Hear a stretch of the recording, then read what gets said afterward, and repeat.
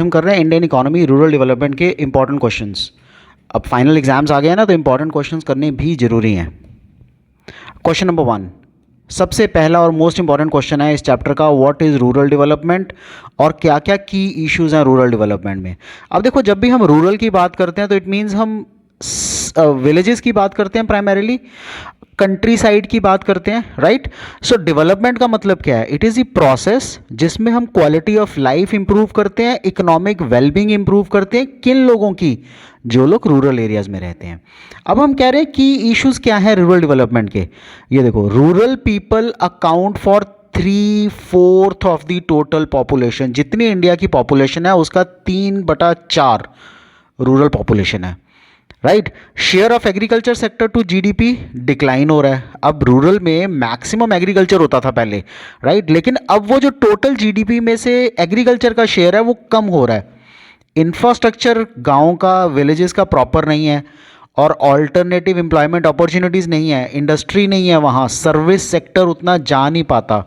सो ये की इश्यूज हैं जो रूरल डेवलपमेंट में कंसर्न्ड है। अब explain the increasing role of IT industry in the development of agriculture. IT industry का जो रोल इंक्रीज हो रहा है आज की डेट में, एग्रीकल्चर की डेवलपमेंट में क्या हेल्प है उसकी। So first is, information technology ने रेवोल्यूशनाइज कर दिया बहुत सारे सेक्टर्स को इंडियन इकोनॉमी में। There is a broad agreement, a broader agreement, एक एग्रीमेंट है that it will play critical role in achieving the sustainable development and food security in the 20th century. Sustainable development के लिए, right, and the food security के लिए 20th century में एक major role play करेगी। So proper information और software tools के through government has been able to predict area of food insecurity, कहाँ पे फ्यूचर में फूड की कमी होने वाली है, कौन से सेक्टर्स में, एंड वर्नेबिलिटी टू प्रिवेंट और reduce the livelihood of N emergency. So emergency situations में वर्नेबिलिटी किन की ज़्यादा है, हम किन किन चीज़ों को रोक सकते हैं, ये हम सब आईटी के थ्रू पता कर सकते हैं। It is a posture impact on the agriculture sector as it circulate information regarding technologies and its application, prices, weather and soil condition for growing different crops. So इसका एक इम्पैक्ट होता है। What do we mean by the word posture impact? Posture impact का मतलब है, तो इसका मतलब होता है कि वो इम्पैक्ट जो फार्मर्स की हेल्थ को इम्पैक्ट करता है, जिसके कैसे इम्पैक्ट होता है फार्मर्स की हेल्थ, क्योंकि वो ऐसे पॉस्चर्स यूज़ करते हैं, इतने हैवी इक्विपमेंट्स यूज़ करते हैं, उनको पिक करना, उनको गाँव में जब खेतों में कच्चा मिट्टी होती है तो उसमें हल चलाना, हैवी लिफ्टिंग करना, राइट, बैंड करना पड़ता है कई बार उनको। सो उससे पॉस्चरल इम्पैक्ट होता है एग्रीकल्चर सेक्टर पे। तो ये एक इंफॉर्मेशन बताता है टेक्नोलॉजीज़ के थ्रू क्या क्या प्राइसेस होती हैं उसकी, क्या वेदर कंडीशंस होंगी, सॉइल कंडीशन कैसी हैं। सो ये क्रॉप्स को भी प्रोटेक्ट करता है और ह्यूमन लाइफ को भी इम्पैक्ट करता है। This has increase in knowledge about agriculture. IT sector से एग्रीकल्चर की खूब नॉलेज मिली है। Aim for increasing the role of information technology is to make ever a village knowledge center. So किसी भी गाँव में एक नॉलेज सेंटर अगर बन जाए ना, तो it provides a sustainable option of employment and livelihood for all. सबके लिए एक सस्टेनेबल ऑप्शन बनती है लाइवलीहुड की गांव में रहने वाले लोगों के लिए। सो कौन कौन से वेरियस एरियाज हैं जो हम रूरल डेवलपमेंट में कवर करते हैं? सबसे पहला and most important, human resource. Human resource में भी कौन से एरियाज हम कवर करते हैं? फॉर एग्जांपल लिटरेसी है तो female literacy, education and skill development, right, health में हम करते हैं सैनिटेशन एंड पब्लिक हेल्थ। गांव में फीमेल लिटरेसी होती है, गांव में एजुकेशन लेवल कम होता है। उसका रीज़न प्राइमरीली जो हमारे सोशल नॉर्म्स चलते आ रहे हैं, जो ट्रेडिशनल बिलीव्स हैं, वो होता है अर्ली मैरिजेस हो जाती हैं, जैसे लेडीज़ की, गर्ल्स की, राइट, उनको डोमेस्टिक रिस्पॉन्सिबिलिटीज़ होती हैं। इस कारण से लिटरेसी लेवल बहुत ही कम होता है for the females. Sanitation and public health पे भी लोग ज़्यादा ध्यान नहीं दे पाते बिकॉज वो एजुकेटेड कम होते हैं या वहाँ प्रॉपर फैसिलिटीज़ पहुँच नहीं पाती, वहाँ पे नॉलेज और इन्फॉर्मेशन पहुँच नहीं पाती, उनको ये बताया नहीं जाता, ज़्यादा लोगों तक ये पहुँच नहीं पाता कि कितने क्या क्या बीमारियाँ हो सकती हैं अगर पानी गंदा पिएंगे वो, या सैनिटेशन की क्या क्या दिक्कतें हो सकती हैं, right. So expansion of productive resources of each locality to improve opportunities of employment. Farming को छोड़ के हर एक लोकेलिटी की जो जो अच्छी अपॉर्चुनिटीज़ हैं वो उनको लेनी चाहिए। Then land reforms, exploitation of resources, increasing agriculture productivity and production, so इन सबको रिड्यूस करना है। लैंड रिफॉर्म्स को हमने पीछे 3 चैप्टर्स में लैंड रिफॉर्म्स के बारे में अच्छा खासा पढ़ा है, राइट। सो हम उसको ठीक ठाक इस पॉइंट्स में लिख सकते हैं। पॉवर्टी रिडक्शन प्रोग्राम्स होने चाहिए। ये सब अगर आप ध्यान दोगे तो चैप्टर्स के नाम है हमारे, human resource development, education, health, right, productivity of the resources, land reforms हमने पीछे 3 चैप्टर्स में पढ़ लिया, पॉवर्टी रिडक्शन, राइट, इंफ्रास्ट्रक्चर, ये हमारे सब इंडियन इकोनॉमी के चैप्टर्स के प्राइमरीली नेम्स हैं। So increasing agriculture productivity and production, then is poverty reduction, elevation of poverty and bringing significant improvement in living conditions of weaker sections. Poverty को हटाना और अच्छा सिग्निफिकेंट इंप्रूवमेंट लेके आना living conditions में weaker sections के। 30% of the total population is below the poverty line. आज भी 30% पॉपुलेशन पॉवर्टी लाइन से नीचे काम कर रही है। बाय प्रोवाइडिंग एम्प्लॉयमेंट अपॉर्चुनिटीज़, जितनी भी एम्प्लॉयमेंट की अपॉर्चुनिटीज़ हैं वो प्रोवाइड करना ज़रूरी है। इंफ्रास्ट्रक्चर डेवलप करना, electricity, irrigation, credit facilities, marketing facilities, transport facilities, construction of village roads, right, feeder roads nearby highways तक जाने के लिए, एग्रीकल्चर रिसर्च, एक्सटेंशन, ये सब विलेज एरियाज़ में एरियाज़ को कवर करते हैं। ये सारे एरियाज़ हैं जो रूरल डेवलपमेंट में हेल्प करते हैं। The next question is measures initiated by the government in developing the rural marketing aspect.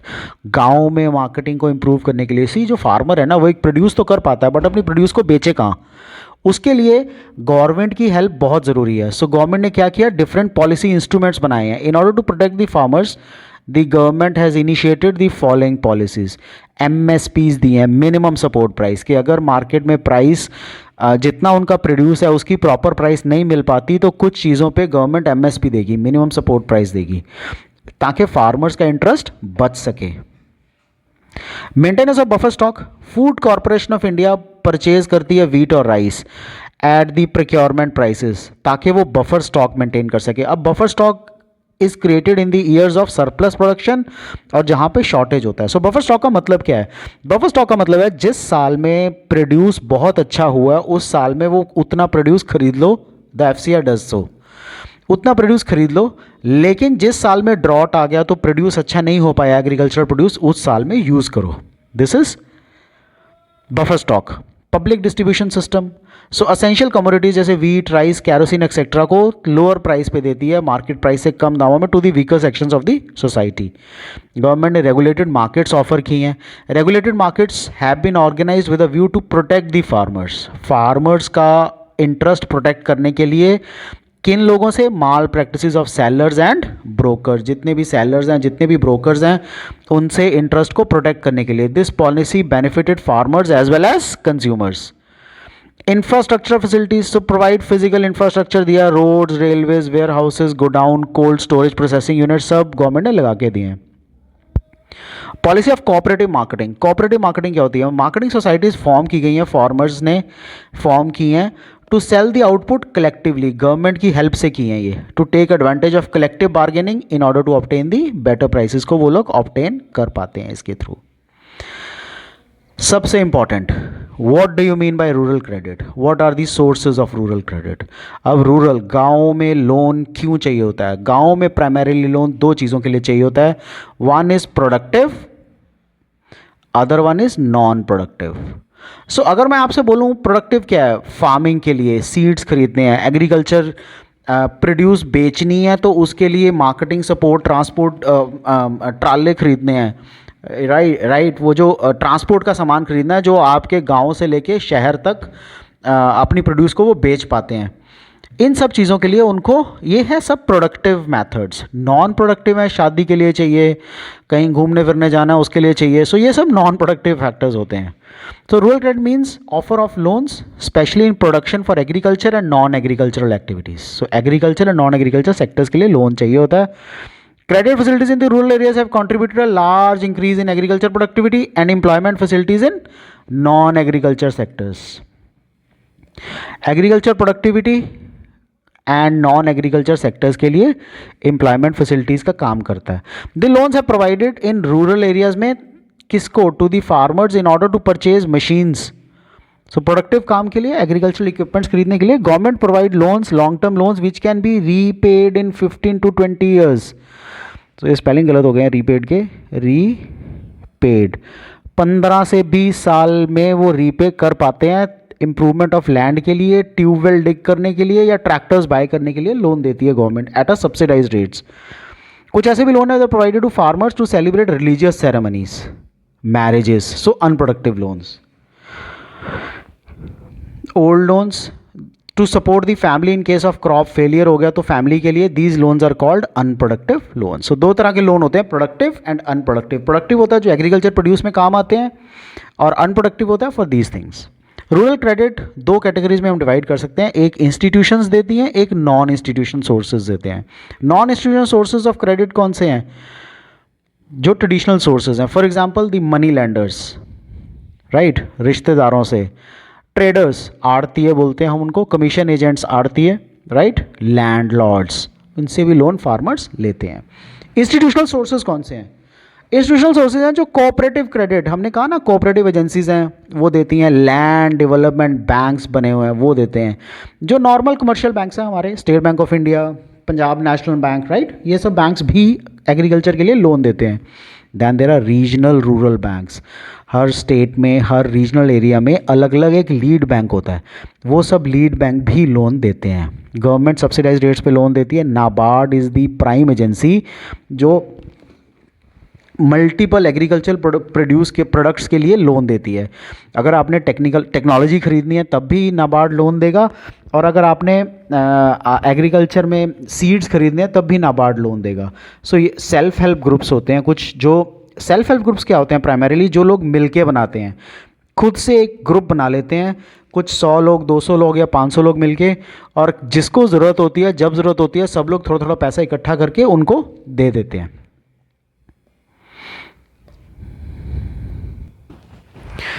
This is also one of the important question, थोड़ा सा डिटेल में क्वेश्चन बना मेरा। So question says agriculture marketing सबसे पहले system क्या है, फिर कौन से मेजर्स हैं जो अडॉप्ट किए हैं गवर्नमेंट ने एग्रीकल्चर मार्केटिंग को इम्प्रूव करने के लिए, डिफेक्ट्स क्या हैं एग्रीकल्चर मार्केटिंग के इंडिया में, एंड रेमेडियल मेजर्स क्या है इंप्रूवमेंट ऑफ एग्रीकल्चर मार्केटिंग के। सबसे पहले एग्रीकल्चर मार्केटिंग होती क्या है? एक ऐसा प्रोसेस है जिसमें असेंबल करना, इकट्ठा करना, स्टोर करना, उसको प्रोसेस करना, ट्रांसपोर्ट करके लेके जाना, फिर पैकेज करना, उसको ग्रेडिंग करना कि कौन से ग्रेड का प्रोडक्ट है वो, and distribution of different agriculture commodities across the country, और फिर उनको सेल करना across the country. So government के मेजर्स क्या इंप्रूव करने के लिए agriculture marketing? After independent government has adopted various measures to improve the system of agriculture marketing in the country. It has brought about following measures, ताकि regulate कर सके। सो regulated markets, सबसे पहले रेगुलेटेड मार्केट्स क्या होता है? First major is regulation of markets, ताकि orderly and transparent marketing condition create हो सके। This is organized in order to protect the farmers, किससे? Malpractices of sellers and brokers के माल प्रैक्टिस से बचाने के लिए। कोऑपरेटिव मार्केटिंग, फार्मर्स को मिलके बोला जाता है कि एक मार्केटिंग सोसाइटी बनाओ फॉर्म बाय फार्मर्स, ताकि वो अपनी आउटपुट खुद ही बेच सकें और उसका एडवांटेज उनको प्रॉपर मिल पाए, सो बेटर प्राइस पे वो उसको बेच पाएंगे। Cooperatives are not functioning properly in a recent past, क्योंकि inadequate coverage of farmer members, proper farmer members उसमें इन्वॉल्व नहीं है, प्रोसेसिंग कॉर्पोरेट्स कोऑपरेटिव्स प्रॉपर नहीं है, एंड इनएफिशिएंट उनकी मैनेजमेंट है। इंफ्रास्ट्रक्चर फैसिलिटीज़, गवर्नमेंट ने बहुत सारी इंफ्रास्ट्रक्चर फैसिलिटीज़ दी हैं, जैसे roads, railways, warehouses, old storage, right, and processing units. तो इन जगहों पे वो अपना स्टोर रख सकते हैं, सामान स्टोर कर सकते हैं। स्टैंडर्डाइजेशन ग्रेडिंग की ऑप्शन दी है, क्वालिटी कंट्रोल मेजर करने के लिए farmers to get price for quality products जो वो प्रोड्यूस कर पाएँ।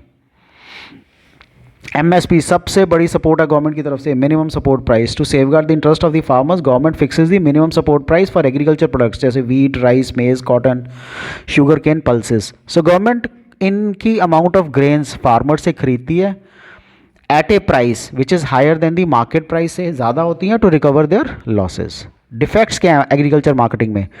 सबसे बड़ा डिफेक्ट है स्टोरेज फैसिलिटी बहुत ही कम है। So existing system of agriculture marketing has number of defects. Following are few of them. First one is storage facility. Food grains crops के लिए बहुत ही कम है, और जहाँ जहाँ storage है भी वो damaged by rats or insects or rain. Distress cell, बहुत सारे ऐसे फार्मर्स हैं जो पुअर हैं, उनके पास कैपेसिटी नहीं है बेटर प्राइस पे सेल करने के लिए। वो करते क्या है, कमोडिटीज़ को जो भी प्राइस उनको मिलता है उसको इमीडिएट सेल कर सकते हैं। The price may be less than the cost incurred. As a result वो डिस्ट्रेस सेल करते हैं तो विलेज मनी लैंडर्स या ट्रेडर्स लेस प्राइस पे। Lack of transport facilities, farmers मंडीज तक प्रॉपरली पहुंच नहीं पाते, फेयर प्राइस शॉप्स तक प्रॉपरली पहुंच नहीं पाते। Long chain of middleman,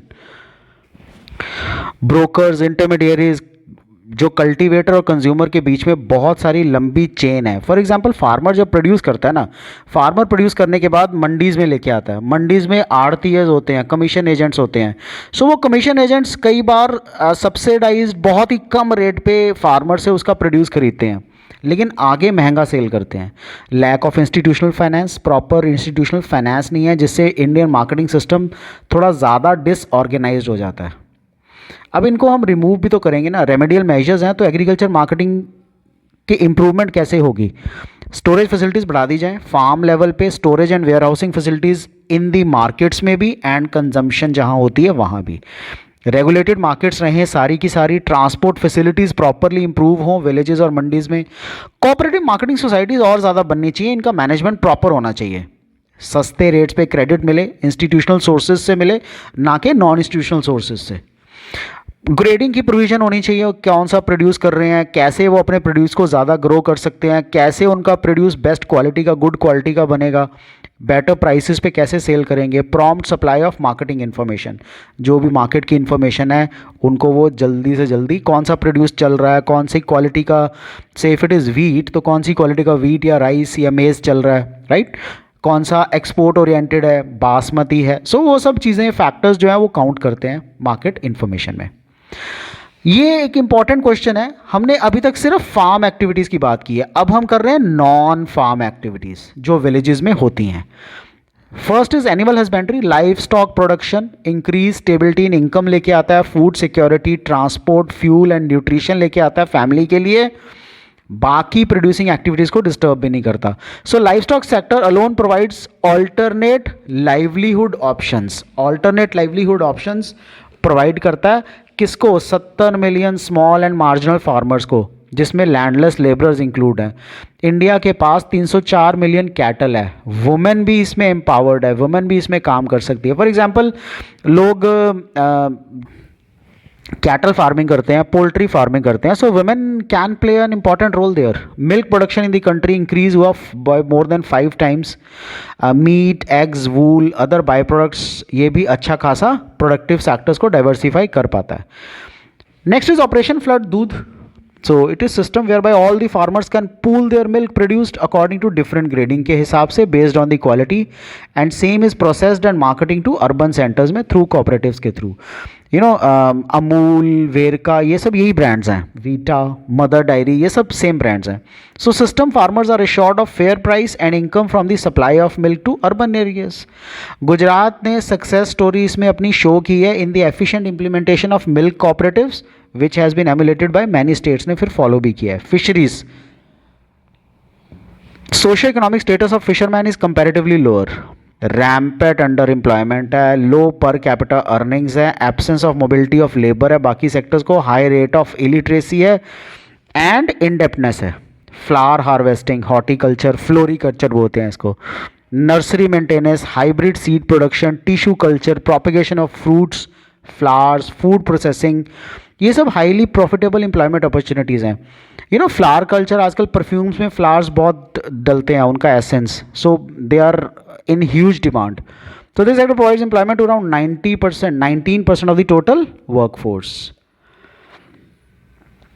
horticulture, so varying climate and soil conditions के कारण इंडिया ने अडॉप्ट किया है growing of diverse horticulture crops जैसे fruits, vegetables, flowers, medicinal, aromatic, spices and plantation crops. These crops play an important role in providing food, nutrition and employment.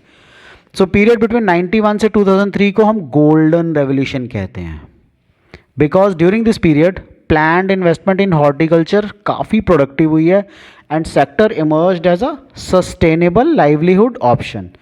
India has emerged as a world leader in producing a variety of fruits जैसे mangoes, bananas, coconuts, cashew nuts, number of species, and is the second largest producer of fruits and vegetables. Other livelihood, alternate livelihood options. The information technology, हमने we have already discuss this question. IT ने revolutionise कर दिया बहुत सारे sectors को Indian economy में. It has ushered in a knowledge economy बन गया, and it has potential of employment generation in rural areas में एम्प्लॉयमेंट जनरेशन का एक बहुत ही मेजर सोर्स बना है ये. What are the merits and demerits of organic farming. ये लास्ट क्वेश्चन है इस चैप्टर का, रूरल डेवलपमेंट का. यानी कि इस चैप्टर है भी बहुत बड़ा. So following are the notable advantages of organic farming compared with conventional farming. Discards the use of non-renewable resources. जितने भी non-renewable resources हैं, जैसे unlike conventional farming, organic farming does not use synthetic chemicals. use नहीं करते, petroleum based जो होते हैं वो use नहीं करते ये. So we know that petroleum is a non-renewable resource. So discard करते हैं non-renewable resources को. Environment friendly होते हैं. Organic farming is environment friendly. Chemical fertilizers pollute the groundwater and are health hazard and pollute the environment को pollute करते हैं. Organic farming discards the use of chemical fertilizers को use करते हैं, discard करते हैं उसका. Sustain soil fertility. Use of animal manures, compost helps sustain soil fertility. Chemical fertilizers erode the soil fertility. So accordingly, organic farming is conducive to sustainable development of agriculture, जबकि conventional farming sustain नहीं करती fertility को. Healthier and tastier food. Organic farming जो भी offer करती है ना वो healthier होता है, tastier होता है. Recent studies ने ये बताया भी है कि organically grown जो food होता है वो ज़्यादा nutritious है. Existing trends indicate that demand for organic food trend up हो रहा है. Even though उसकी prices जो है वो high होती हैं और ये constraining factor है, रोकता है. Inexpensive technology from the small and marginal farmers. So छोटे और मार्जिनल फार्मर्स जो है ना उनका ध्यान रखना सबसे ज़्यादा ज़रूरी होता है. और ऑर्गेनिक जो फार्मिंग है ना ये ऑफर करती है इनएक्सपेंसिव फार्मिंग टेक्नोलॉजी. किनको? To the smaller and marginal farmers जो कॉन्स्टिट्यूट करते हैं bulk of the farming community. Maximum small और मार्जिनल फार्मर्स ही हैं. Right. So conventional technology is to be adopted. उनको अडॉप्ट करनी पड़ती है पैकेज की तरह, जिसमें HYV seeds, pesticides, fertilisers, insecticides, अच्छे इरीगेशन फैसिलिटीज़ के साथ साथ उनको अडॉप्ट करना पड़ता है. जो स्मॉल और मार्जिनल फार्मर्स हैं in India they often slip into debtness. Basically वो लोन लेते हैं, लोन लेके इन सब चीज़ों के कारण वो लोन में फंस जाते हैं. So no such expensive inputs is required for organic farming में. इतने खर्चे की ज़रूरत नहीं है बिकॉज एनिमल मैन्योर उसमें यूज़ होती है मैक्सिमम. ऐसा नहीं है कि सब कुछ अच्छा ही है ऑर्गेनिक फार्मिंग में. There are limitations as well. जो यील्ड्स हैं ऑर्गेनिक फार्मिंग की वो बहुत ही कम है, लेस हैं मॉडर्न एग्रीकल्चर फार्मिंग में शुरू के सालों में. सो स्मॉल और मार्जिनल फार्मर्स को डिफ़िकल्ट होता है लार्ज स्केल प्रोडक्शन करना. ऑर्गेनिक प्रोड्यूस है shorter life span than spread produce. जो भी ऑर्गेनिक से जो प्रोड्यूस बनती है, जो एग्रीकल्चर प्रोडक्ट्स बनते हैं, उनकी लाइफ स्पैन कंपैरेटिवली कम होती है. Choice in production of off season crops is quite limited in organic farming. So ऐसा नहीं है, जो ऑफ सीजन की क्रॉप्स हैं उनकी जो चॉइस है वो भी लिमिटेड है ऑर्गेनिक फार्मिंग में. Right. This is all about rural development. Important questions. आपको इनमें किसी भी क्वेश्चन में कोई डाउट हो तो do let me know. I will clear all your doubts. Take care. Good bye.